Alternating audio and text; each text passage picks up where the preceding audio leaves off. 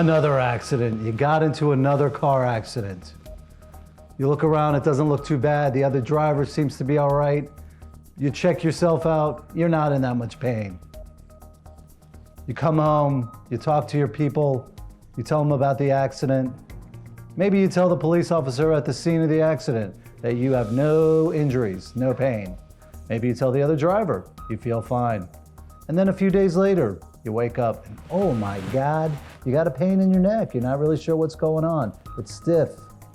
That night you try to go to sleep and you can't even turn.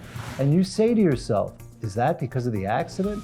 Well, guess what? It very well could be because of the accident. Whiplash injuries, which are painful, sometimes do not develop until a few days after the accident. Sometimes the stress and chaos of an accident gets the adrenaline going so high that you don't even realize you've been injured. Even if you've told the other driver or their insurance company or the police officer that you have no injuries, that doesn't mean that you don't have any injuries. As I said, sometimes it takes a few days to realize you have pain and you might need to go see a doctor. Do not hesitate to get yourself to a doctor to get treatment. The earlier, the better.